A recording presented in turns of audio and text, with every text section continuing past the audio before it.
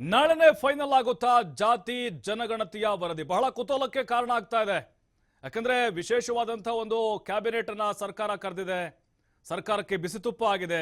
ಮುಖ್ಯಮಂತ್ರಿಗಳು ಆಲ್ರೆಡಿ ಜೇನುಗೂಡಿಗೆ ಕಲ್ಲನ್ನ ಎಸೆದಿದ್ದಾಗಿದೆ. ಜೇನು ನೊಣಗಳು ಕೂಡ ಆಲ್ರೆಡಿ ಒಂದೊಂದೇ ಮುತ್ತಿಕೊಳ್ತಾ ಇದ್ದಾವೆ.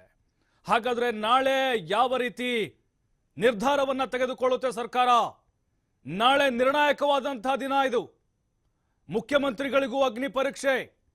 ಎಲ್ಲಾ ಸಮುದಾಯಗಳನ್ನು ಕೂಡ ಓಲೈಕೆ ಮಾಡುವ ಅಥವಾ ವಿಶ್ವಾಸಕ್ಕೆ ತೆಗೆದುಕೊಳ್ಳುವಂತಹ ಜವಾಬ್ದಾರಿ ಸವಾಲು ಸಿದ್ದರಾಮಯ್ಯನವರ ಮುಂದೆ ಇದೆ. ಕೆಲ ಸಮುದಾಯಗಳ ವಿರೋಧ, ಕೆಲ ಸಮುದಾಯಗಳ ಒತ್ತಡ, ಇದೆಲ್ಲವನ್ನ ಹೇಗೆ ತೂಗಿಸ್ಕೊಂಡು ಹೋಗ್ತಾರೆ ಮುಖ್ಯಮಂತ್ರಿಗಳು? ಅದರ ಜೊತೆಗೆ ಈಗ ಒಬಿಸಿ ಸಮುದಾಯಗಳು, ಹಿಂದುಳಿದ ವರ್ಗದ ಎಲ್ಲರೂ ಸಮುದಾಯದ ನಾಯಕರು ಕೂಡ ಒತ್ತಾಯವನ್ನು ಮಾಡ್ತಾ ಇದ್ದಾರೆ. ಈ ಜಾತಿ ಗಣತಿ ವರದಿ ಬಿಡುಗಡೆ ಆಗಲೇಬೇಕು ಅಂತ. ಲಿಂಗಾಯತ ಮತ್ತು ಒಕ್ಕಲಿಗ ನಾಯಕರುಗಳು ಮತ್ತು ಆ ಸಮುದಾಯದವರು ವಿರೋಧವನ್ನ ಮಾಡ್ತಿದ್ದಾರೆ. ಅವೈಜ್ಞಾನಿಕವಾದಂತಹ ಸಮೀಕ್ಷೆ ಇದು ಅಂತ ಹೇಳಿ. ಹಾಗಾಗಿನೇ ಈಗ ಅಷ್ಟು ಸುಲಭ ಇಲ್ಲ ಇದು. ನಾಳೆಯ ಕ್ಯಾಬಿನೆಟ್ನಲ್ಲಿ ಯಾವ ವಿಚಾರಗಳು ಚರ್ಚೆ ಆಗುತ್ತೆ? Already D K Shivakumar Vokkaliga ನಾಯಕರ ಸಭೆಯನ್ನು ಕೂಡ ನಡೆಸಿದಾಗಿದೆ. ಈಗ ದಲಿತ ಸಚಿವರು ಕೂಡ ಸಭೆಯನ್ನು ಮಾಡೋರಿದ್ರು, ಆದರೆ ಅದಕ್ಕೂ ಕೂಡ ಒಂದು ರೀತಿ ಸ್ವಲ್ಪ ಮಟ್ಟಿಗೆ ಬ್ರೇಕ್ ಹಾಕಿದಂಗೆ ಕಾಣಿಸ್ತಾ ಇದೆ. ಈ ಎಲ್ಲ ವಿಚಾರಗಳ ಬಗ್ಗೆ ಮಾಹಿತಿನ ಕೊಡಲಿಕ್ಕೆ ನಮ್ಮ ವರದಿಗಾರ ಹಿಡಿದಾರೆ. ಅವ್ರನ್ನ ಕಾರ್ಯಕ್ರಮಕ್ಕೆ ಮೊದಲು ನಾನು ಸ್ವಾಗತ ಮಾಡ್ತೀನಿ. ಶಿವಕುಮಾರ್ ಜೋಹಳ್ಳಿ, ರಾಕೇಶ್ ರಾಜಪ್ಪ, ಸಂತೋಷ್ ಪಟೇಲ್ ಹಾಗೆ ಜಿಲ್ಲಾ ವರದಿಗಾರರು ಯಲ್ಲಪ್ಪ ಸೋಲರ್ಗುಪ್ಪ ಇದ್ದಾರೆ. ವೆಲ್ಕಮ್ ನಿಮಗೆಲ್ಲ. ಮೊದಲ ಸುದ್ದಿಯತ್ತ ನಾವು ಗಮನ ಹರಿಸೋಣ. ಈಗ ಈ ಜಾತಿ ಗಣತಿ ವರದಿ ನಾಳೆ ಫೈನಲ್ ಆಗುತ್ತಾ ಅಂತಿಮವಾಗಿ, ಅಥವಾ ಮರು ಸಮೀಕ್ಷೆಗೆ ನಿರ್ಧಾರ ಆಗುತ್ತಾ? ನಾಳೆ ಸಿಎಂ ನೇತೃತ್ವದಲ್ಲಿ ವಿಶೇಷವಾದಂತಹ ಒಂದು ಕ್ಯಾಬಿನೆಟ್ ಮೀಟಿಂಗ್ ಇದೆ. 4 ಗಂಟೆಗೆ ವಿಧಾನಸೌಧದ ಕ್ಯಾಬಿನೆಟ್ ಹಾಲ್ನಲ್ಲಿ ಸಭೆಯನ್ನ ಕರೆದಿದ್ದಾರೆ.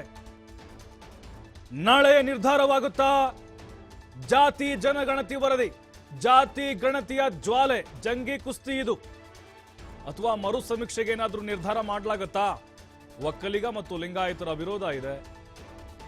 ನಾಳೆ ವಿಶೇಷ ಕ್ಯಾಬಿನೆಟ್ ಕರೆದಿದ್ದಾರೆ. 4 ಗಂಟೆಗೆ ನಡೆಯುತ್ತೆ.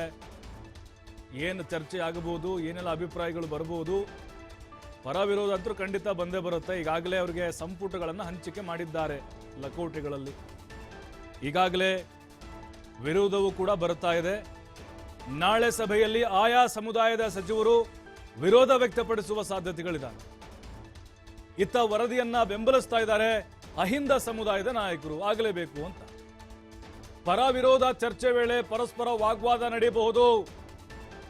ಬಹುತೇಕ ಸದನ ಸಮಿತಿ ರಚನೆ ಬಗ್ಗೆ ಎಲ್ಲರೂ ಒಪ್ಪಬಹುದು. ಅಂದ್ರೆ ಒಂದು ಕಮಿಟಿ ಮಾಡಲಿಕ್ಕೆ, ಮೀಸಲಾತಿ ಹೆಚ್ಚಳದ ಶಿಫಾರಸು ಕೇಂದ್ರಕ್ಕೆ ರವಾನಿಸುವ ನಿರ್ಧಾರವನ್ನ ತೆಗೆದುಕೊಳ್ಳಬಹುದು.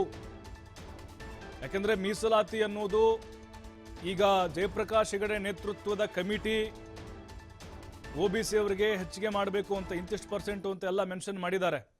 ಹಾಗಾಗಿನೇ ಅಷ್ಟು ಸುಲಭ ಅಲ್ಲ, ಅದು ಕೇಂದ್ರಕ್ಕೆ ಹೋಗಬೇಕು. ಯಾಕಂದ್ರೆ ಈಗ ನೋಡಿ, ಅಲ್ಲಿ ಪಂಚಮಸಾಲಿ ಇದೆ, 2A ಮೀಸಲಾತಿದೆ. ಕೇಂದ್ರ ಸರ್ಕಾರಕ್ಕೆ ನಿರ್ಧಾರ ತೆಗೆದುಕೊಳ್ಳೋಕ್ಕಾಗಲಿಲ್ಲ. ಈಗ ಕುರುಬ ಸಮುದಾಯದವರು ನಮ್ಮನ್ನ ಎಷ್ಟಿಗೆ ಸೇರಿಸಿ ಅಂತ ಬಹಳ ವರ್ಷಗಳಿಂದ ಹೋರಾಟ ಮಾಡ್ತಾ ಇದ್ದಾರೆ.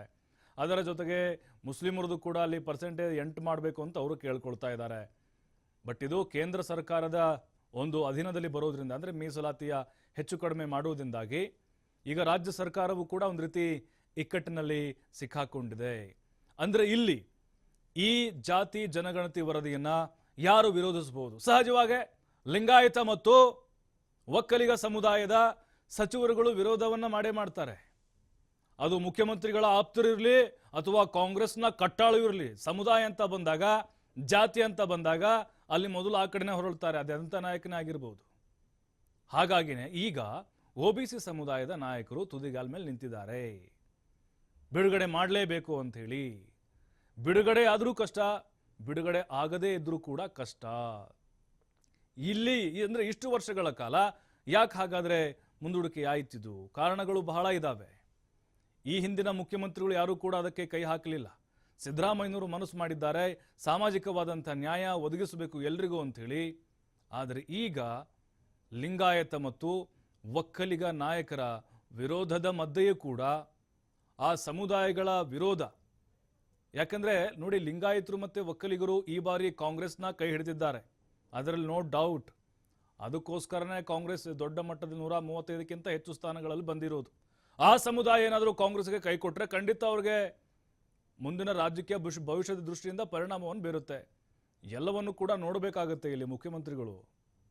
ಈಗ ಡಿ.ಕೆ. ಶಿವಕುಮಾರ್ ಅವರು ಸಭೆಯಲ್ಲಿ ಒಕ್ಕೋರಲ್ಲ ಒಂದು ಒತ್ತಾಯ ಬಂದಿದೆ. ನಾಳೆ ನಡೆಯುವಂತಹ ವಿಶೇಷ ಕ್ಯಾಬಿನೆಟ್ನಲ್ಲಿ ಒಕ್ಕಲಿಗ ಎಲ್ಲ ನಾಯಕರು ಕೂಡ ವಿರೋಧವನ್ನ ಮಾಡಲೇಬೇಕು. ಲಿಂಗಾಯತ ಸಚಿವರ ನಾಯಕರ ಮನಸ್ಥಿತಿ ಕೂಡ ಅದೇ ಆಗಿದೆ, ವಿರೋಧ ಮಾಡಲೇಬೇಕು. ಇಲ್ಲಿ ನಮಗೆ ಸಮುದಾಯದ ಹಿತ ಮುಖ್ಯ, ಪಕ್ಷನೂ ಮುಖ್ಯ, ಸಮುದಾಯದನೂ ಮುಖ್ಯ. ಇಲ್ಲಿ ಹೇಗೆ ಬ್ಯಾಲೆನ್ಸ್ ಮಾಡ್ತಾರೆ? ಅದರ ಜೊತೆಗೆ ಈಗ ಈ ಜಾತಿ ಗಣತಿ ವರದಿಗೆ ಇಷ್ಟೊಂದು ವಿರೋಧ ಯಾಕೆ ಕೇಳಿ ಬರ್ತಾ ಇದೆ ಅಂದ್ರೆ, ಇಲ್ಲಿ ನಮ್ಮ ಸಮುದಾಯ ಏನಿದೆ ಜನಸಂಖ್ಯೆ 1 ಕೋಟಿ, ನಾವು 1 ಕೋಟಿ ಇದ್ದೀವಿ, ನಾವು 1 ಕೋಟಿ ಇದ್ದೀವಿ ಅಂತ ಅವರು ಒಕ್ಕಲಿಗರು, ಇವರು ಲಿಂಗಾಯತರು ಹೇಳ್ತಾ ಇದ್ದಾರೆ. ಹಾಗಾಗಿನೇ ನೀವು ಕೇವಲ ಇಲ್ಲಿ ಒಂದು 2-3 ಸಮುದಾಯಗಳ ಸಂಖ್ಯೆನ ಜಾಸ್ತಿ ತೋರಿಸಿ ಅವ್ರಿಗೆ ನೀವು ಮೀಸಲಾತಿ ಕೊಡಬೇಕು ಅಂತ ಶಿಫಾರಸು ಮಾಡಿದಿರಲ್ವಾ? ಯಾಕೆ ನಮ್ಮ ಸಮುದಾಯದಲ್ಲಿ ಬಡವರು ಇಲ್ವಾ? ನಮ್ಮ ಸಮುದಾಯದಲ್ಲಿ ಕೂಲಿ ಮಾಡೋರು ಇಲ್ವಾ? ತಳವರ್ಗದವರು ಇದ್ದಾರೆ. ಹಾಗಾಗಿನೇ ಈಗ ಮೀಸಲಾತಿ ಮತ್ತು ಸರ್ಕಾರದ ಸೌಲಭ್ಯಗಳು ಆ ಸಮುದಾಯಗಳ ಕೇವಲ 3 ಸಮುದಾಯಗಳಿಗೆ ಹೆಚ್ಚಾಗುತ್ತೆ ಅನ್ನುವಂಥ ಆತಂಕ ಆ ನಾಯಕರಿಗೆ ಕಾಡ್ತಾ ಇದೆ. ಈ ಬಗ್ಗೆ ಮತ್ತಷ್ಟು ಮಾಹಿತಿ ಕೊಡ್ತಾರೆ ನಮ್ಮ ಪ್ರತಿನಿಧಿ ಶಿವಕುಮಾರ್ ಜೋಹಳ್ಳಿ. ಶಿವಕುಮಾರ್, ನೋಡ್ತಾ ಇದ್ದೀವಿ ಜಾತಿ ಗಣತಿ ಜ್ವಾಲಾಮುಖಿ ಸ್ಫೋಟ ಆಗಿದೆ. ಬಹುಶಃ ನಾಳೆ ಅದು ಮತ್ತೆ ದೊಡ್ಡ ಮಟ್ಟದ ಜ್ವಾಲೆಯಾಗಿ ಹೊತ್ತಿ ಉರಿಯುವಂಥ ಸಾಧ್ಯತೆಗಳೆಲ್ಲ ಕಾಣಿಸ್ತಾ ಇದ್ದಾವೆ. ನಾಳೆ ಮುಖ್ಯಮಂತ್ರಿಗಳಿಗೆ, ಸರ್ಕಾರಕ್ಕೆ ಒಂದು ನಿರ್ಣಾಯಕವಾದಂತಹ ದಿನ. ನಾಳೆಯ ಓವರ್ ಒಂದು ಕ್ಯಾಬಿನೆಟ್ ಮೀಟಿಂಗ್ ಹೇಗೆ ನಡೀಬಹುದು, ಯಾರೆಲ್ಲ ವಿರೋಧವನ್ನ ವ್ಯಕ್ತಪಡಿಸಬಹುದು, ಲಾಭ ನಷ್ಟದ ಲೆಕ್ಕಾಚಾರ ಹೇಗೆ ಶುರುವಾಗಿದೆ ಅಂತ?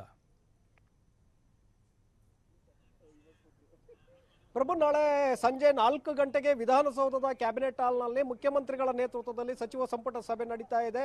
ಇದು ವಿಶೇಷ ಸಂಪುಟ ಸಭೆ. ಯಾಕೆಂದ್ರೆ ಜಾತಿ ಗಣತಿ ವರದಿಯನ್ನ ಯಾವ ರೀತಿಯಾಗಿ ಚರ್ಚೆಯನ್ನ ಮಾಡಬೇಕು, ಮತ್ತೆ ಅದನ್ನ ಅನುಷ್ಠಾನ ಮಾಡುವಂತ ನಿಟ್ಟಿನಲ್ಲಿ ಎದ್ದಿರುವಂತಹ ಗೊಂದಲಗಳು, ಜಟಾಪಟಿ, ಈ ಎಲ್ಲ ಗೊಂದಲಗಳಿಗೆ ಒಂದು ಅಭಿಪ್ರಾಯಗಳನ್ನ ಕಂಡುಕೊಳ್ಬೇಕು, ಪರಿಹಾರವನ್ನ ಕಂಡುಕೊಳ್ಬೇಕು ಅನ್ನುವಂಥ ನಿಟ್ಟಿನಲ್ಲಿ ನಾಳೆ ಈ ಒಂದು ಸಭೆಯನ್ನ ಕರೆಯಲಾಗಿದೆ. ಸಭೆಯಲ್ಲಿ ಸಮಗ್ರವಾಗಿ ಚರ್ಚೆ ಆಗತ್ತೆ. ಯಾಕೆಂದ್ರೆ ಎರಡೂ ವರ್ಗಗಳು, ಅಂದ್ರೆ ಏನು ಪರವಾಗಿ ಮಾತನಾಡ್ತಾ ಇರುವಂತವ್ರು, ವಿರೋಧವಾಗಿ ಮಾತನಾಡ್ತಾ ಇರುವಂತವ್ರು, ಎರಡೂ ಸಮುದಾಯಗಳ ನಾಯಕರು, ಸಚಿವರು ಆ ಒಂದು ಸಭೆಯಲ್ಲಿ ಇರ್ತಾರೆ. ಹಾಗಾಗಿ ಈ ಕಡೆ ಲಿಂಗಾಯತ ಮತ್ತೆ ಒಕ್ಕಲಿಗ ಸಮುದಾಯ ನಿರಂತರವಾಗಿ ಏನು ವಿರೋಧವನ್ನ ವ್ಯಕ್ತಪಡಿಸ್ಕೊಂಡು ಬರ್ತಾ ಇದ್ದಾರೆ ಜಾತಿ ಗಣತಿ ವರದಿಗೆ, ನಾಳೆ ಕೂಡ ಅದು ರಿಪೀಟ್ ಆಗುವಂತ ಸಾಧ್ಯತೆಗಳಿದೆ. ನಮ್ಮ ಸಮುದಾಯದ ಸಭೆಯನ್ನ ನಾವು ನಿನ್ನೆ ನಡೆಸಿದ್ದೇವೆ. ಸಮುದಾಯದ ಶಾಸಕರು, MLCಗಳ ಅಭಿಪ್ರಾಯಗಳನ್ನು ನಾವು ಪಡ್ಕೊಂಡಿದ್ದೇವೆ. ಹಾಗಾಗಿ ನಮ್ಮ ಸಮುದಾಯದ ಅಭಿಪ್ರಾಯ ಈಗಾಗಲೇ ಬಹಳ ಸ್ಪಷ್ಟವಾಗಿದೆ. ಯಾವುದೇ ಕಾರಣಕ್ಕೂ ಕೂಡ ಈ ವರದಿಯನ್ನ ನೀವು ಒಪ್ಕೊಳ್ಬೇಡಿ, ಇದನ್ನ ವಿರೋಧಿಸಿ ಅಂತೇಳಿ ಈಗಾಗಲೇ ನಮ್ಮ ಸಮುದಾಯ ನಮ್ಮ ಗಮನಕ್ಕೆ ತಂದಿದೆ. ಹಾಗಾಗಿ ಸಮುದಾಯದ ಪರವಾಗಿ ಕೂಡ ನಾವು ನಿಲ್ಲಬೇಕಾದಂತ ಅನಿವಾರ್ಯತೆ ಇದೆ. ಮುಂದಿನ ದಿನಗಳಲ್ಲಿ ಸಮುದಾಯ ಕೂಡ ನಮಗೆ ಮತವನ್ನ ಹಾಕಬೇಕಾಗತ್ತೆ. ಸಮುದಾಯವನ್ನ ಬಿಟ್ಟು ನಾವು ಇರೋದಕ್ಕೆ ಸಾಧ್ಯ ಇಲ್ಲ. ಆ ಕಾರಣಕ್ಕೆ ವರದಿಯ ಬಗ್ಗೆ ನಮ್ಮ ಆಕ್ಷೇಪಣೆಗಳಿದೆ. ಒಂದು ವರದಿಯನ್ನು ನೀವು ಮರು ಸಮೀಕ್ಷೆಯನ್ನ ಮಾಡಿಸಿ, ಆ ನಂತರದಲ್ಲಿ ಬೇಕಾದ್ರೆ ನೀವು ವರದಿಯನ್ನ ಜಾರಿಗೆ ತನ್ನಿ. ಆದ್ರೆ ಪ್ರಸಕ್ತ ಕಾಂತರಾಜ್ ಅವರ ವರದಿಯಲ್ಲಿ ಸಾಕಷ್ಟು ಲೋಪದೋಷಗಳಿರೋದ್ರಿಂದ, ವೈಜ್ಞಾನಿಕವಾಗಿಲ್ಲ ಅನ್ನುವಂತಹ ಆರೋಪಗಳು ಬರ್ತಾ ಇರೋದ್ರಿಂದ, ವೈಜ್ಞಾನಿಕವಾಗಿ ನೀವು ಸಮೀಕ್ಷೆಯನ್ನ ಮಾಡಿಸಿ ನಂತರದಲ್ಲಿ ಆ ವರದಿಯನ್ನ ಜಾರಿಗೆ ತಂದಿದ್ದೇ ಆದ್ರೆ ನಮ್ಮ ಸಹಮತ ಇರುತ್ತೆ, ನಮ್ಮ ಸಮುದಾಯದ ಒಪ್ಪಿಗೆ ಕೂಡ ಇರುತ್ತೆ ಅನ್ನುವಂತ ಅಭಿಪ್ರಾಯವನ್ನ ಡಿ.ಕೆ. ಶಿವಕುಮಾರ್, ಕೃಷ್ಣ ಬೈರೇಗೌಡ, ಹಾಗೆ ಚಲುವರಾಯಸ್ವಾಮಿ, MB ಪಾಟೀಲ್, ಈಶ್ವರ್ ಖಂಡ್ರೆ ಎಲ್ಲ ನಾಯಕರು ಕೂಡ ಈ ಮನವಿಯನ್ನ ಮುಂದಿಡುವಂತ ಸಾಧ್ಯತೆಗಳಿದೆ. ಮತ್ತೊಂದು ಕಡೆ ಅಹಿಂದ ಸಮುದಾಯಗಳು ಕೂಡ ಇವತ್ತು ಬೆಳಗ್ಗೆಯಿಂದಲೂ ಕೂಡ ನೋಡಿದ್ದೀವಿ, ಸರಣಿ ಸಭೆಗಳನ್ನ ಮಾಡಿದ್ದಾರೆ, ಸುದ್ದಿಗೋಷ್ಠಿಗಳನ್ನ ಮೇಲ್ಮೇಲೆ ಇವತ್ತು ಮಾಡ್ತಾ ಇದ್ದಾರೆ. ಈ ತಳ ಸಮುದಾಯಗಳು ಸುದ್ದಿಗೋಷ್ಠಿಗಳನ್ನ ಮಾಡ್ತಾ ಇದ್ದಾರೆ. ನಂತರ ಇವತ್ತು ಸಂಜೆ ಕೂಡ ದಲಿತ ಸಮುದಾಯದ ಸಚಿವರು ಮತ್ತೆ ಸಭೆಯನ್ನ ನಡೆಸಲಿದ್ದಾರೆ. ಹಾಗಾಗಿ ಈ ಎಲ್ಲ ಸಮುದಾಯಗಳು ಕೂಡ ಈಗ ವರದಿಯ ಪರವಾಗಿ ನಿಂತಿದ್ದಾರೆ. ವರದಿ ವೈಜ್ಞಾನಿಕವಾಗಿದೆ. 165 ಕೋಟಿ ರೂಪಾಯಿಗಳನ್ನ ಖರ್ಚು ಮಾಡಿ, ಸಾರ್ವಜನಿಕರ ತೆರಿಗೆ ಹಣವನ್ನ ಖರ್ಚು ಮಾಡಿ, ಸುಮಾರು 2 ಲಕ್ಷ ಸಿಬ್ಬಂದಿಗಳನ್ನ, ಶಿಕ್ಷಕರು, ಅಂಗನವಾಡಿ ಕಾರ್ಯಕರ್ತರನ್ನ ಸೇರಿದಂತೆ ಹಲವರನ್ನ ಈ ಒಂದು ಸಮೀಕ್ಷೆಗೆ ಬಳಸಿಕೊಂಡು ಇಡೀ ರಾಜ್ಯದ ಮೂಲೆ ಮೂಲೆಗಳಲ್ಲೂ ಕೂಡ ಸಮೀಕ್ಷೆಯನ್ನ ಮಾಡಲಾಗಿದೆ. 90% ನಾವು ಮನೆಗಳಿಗೆ ಭೇಟಿಯನ್ನ ಕೊಟ್ಟು ಮಾಡಿರುವಂತಹ ವರದಿ. ಇದು ದೇಶದಲ್ಲೇ ಮೊದಲ ವರದಿ. ಹಾಗಾಗಿ ಇದು ವೈಜ್ಞಾನಿಕವಾಗಿದೆ. ಕೆಲವರಿಗೆ ಇದು ಜಾತಿ ಗಣತಿ ಅಂತೇಳಿ ಹೇಳ್ತಾ ಇದ್ದಾರೆ. ಇದು ಜಾತಿ ಗಣತಿ ಅಲ್ಲ, ಇದು ಆರ್ಥಿಕ, ಸಾಮಾಜಿಕ, ಶೈಕ್ಷಣಿಕ. ಶಿವಕುಮಾರ್, ಹಾಗೆ ಸಂಪರ್ಕದಲ್ಲಿ ಮತ್ತೆ ಬರ್ತೀನಿ ನಿಮ್ಮ ಹತ್ರ, ಮತ್ತಷ್ಟು ಮಾಹಿತಿಯನ್ನು ಪಡ್ಕೊಳ್ತೀನಿ.